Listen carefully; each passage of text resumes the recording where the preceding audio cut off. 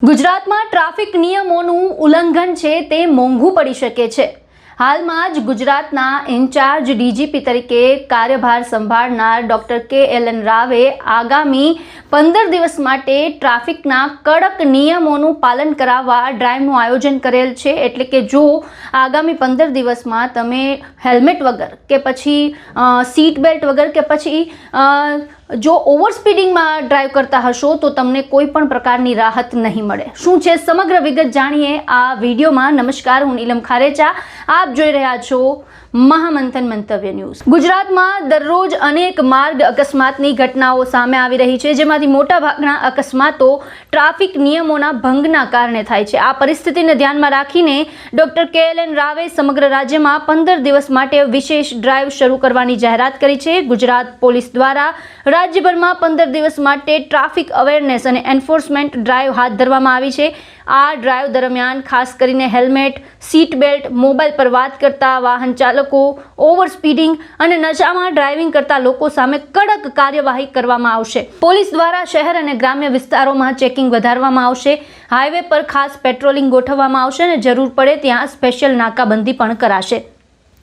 રાજ્ય પોલીસ વડા doctor KLN રાવે રાજ્યના તમામ પોલીસ કમિશનર અને જિલ્લા પોલીસ વડાને પત્ર લખીને જાણ કરી છે કે રાજ્ય ખાતે માર્ગ અકસ્માતોની સંખ્યામાં ઘટાડો લાવવા માટે 25 ફેબ્રુઆરીથી 10 માર્ચ સુધી ખાસ ડ્રાઈવનું આયોજન કરવામાં આવશે।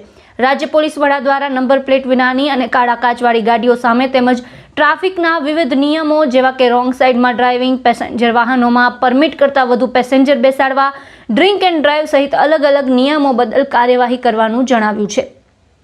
ડોક્ટર KLN રાવનું સ્પષ્ટ કહેવું છે કે ટ્રાફિક નિયમો માત્ર દંડ વસૂલવા માટે નહીં પરંતુ લોકોના જીવ બચાવવા માટે બનાવવામાં આવ્યા છે। રાજ્યમાં વધતા અકસ્માતોના આંકડાઓને ધ્યાનમાં રાખીને આ નિર્ણય લેવામાં આવ્યો છે। આ 15 દિવસ દરમિયાન પોલીસ માત્ર દંડ નહીં પરંતુ લોકોને ટ્રાફિક નિયમોની સમજણ પણ આપશે। ખાસ કરી યુવાઓમાં જાગૃતિ લાવવા માટે કેમ્પેઇન ચલાવવામાં આવશે।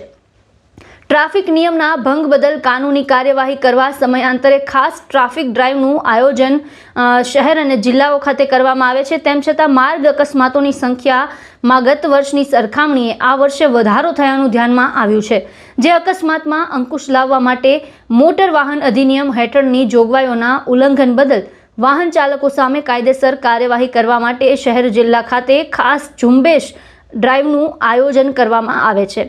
શહેર અને જિલ્લામાં પોલીસ દ્વારા કરવામાં આવેલી ડ્રાઈવ દરમિયાન રોજે રોજ કરેલી કામગીરીની વિગત નિયત પત્રકમાં તારીખવાઇઝ તૈયાર કરી રાજ્ય પોલીસ વડાની કચેરીએ ઈમેલથી મોકલી આપવા પણ જણાવાયું છે।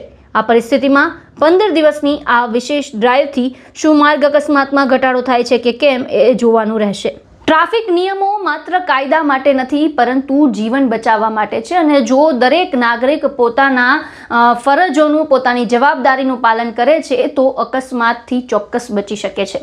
આપનું શું માનવું છે સમગ્ર મુદ્દાને લઈને અમને કોમેન્ટ બોક્સમાં જણાવો અને અમારી ચેનલને લાઇક, શેર અને સબસ્ક્રાઇબ કરવાનું ભૂલશો નહીં। ફરી મળીશું નવા વિડીયો સાથે। મને આપશો રજા। નમસ્કાર।